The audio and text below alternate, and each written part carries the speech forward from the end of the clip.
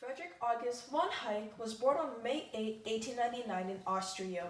He noticed that when the recession starts, central banks print more money. This drives down interest rates, resulting in more investment from firms on products that aren't demanded. Hayek argued that these producers would eventually go bankrupt, greatly damaging the economy. He was in favor of free markets and wanted that the forces of supply and demand control markets. His belief was that the solution to the Great Depression was stopping all interventions in the money supply. He went on to influence the governments of Margaret Thatcher and Ronald Reagan, and winning the Nobel Prize in the Economics Sciences in 1974. Next up, we have F.A. Hayek's greatest rival, John Maynard Keynes, born on June 5, 1883 in the UK. During his lifetime, Keynes wrote one of the most well-respected economic books, The General Theory of Employment, Interest, and Money. In this, he provided an economic basis for the Keynesian theory, boosting aggregate demand to reduce unemployment. He argued that constantly increasing government spending and running budget deficits, essentially increasing the GDP, would help the world come out of the Great Depression. Keynes's theory called for a more government-controlled system. However, he was against capitalism.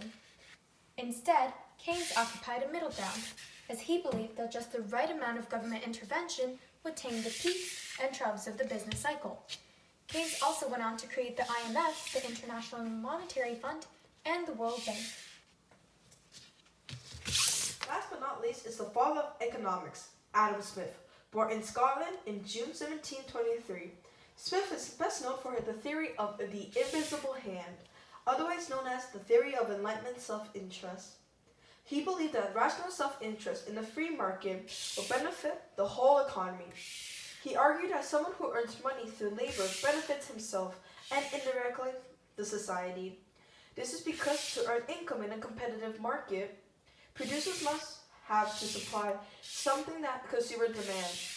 Smith's theory of compensating wages explains why student work is compensated with higher or lower pay.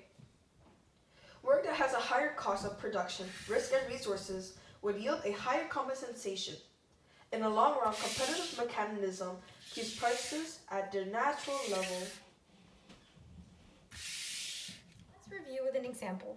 Joe here owns his own bakery, a sole proprietorship. He wakes up at 7 a.m. and uses his family recipe to bake 5 fresh loaves of bread.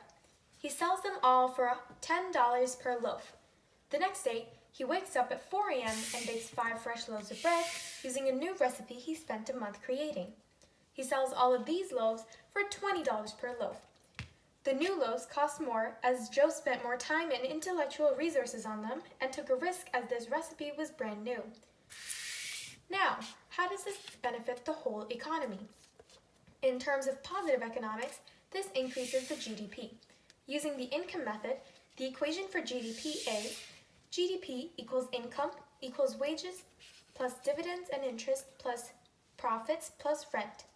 Joe, or Joe's Bakery, earned a total of $150 in the 2 days, which falls under P for profits, increasing the GDP of the economy. In terms of normative economics, Joe's bread improves the quality of bread that is sold to consumers in his area. With a better loaf of bread to start their day with, consumers would enjoy healthier meals, which would improve their quality of life.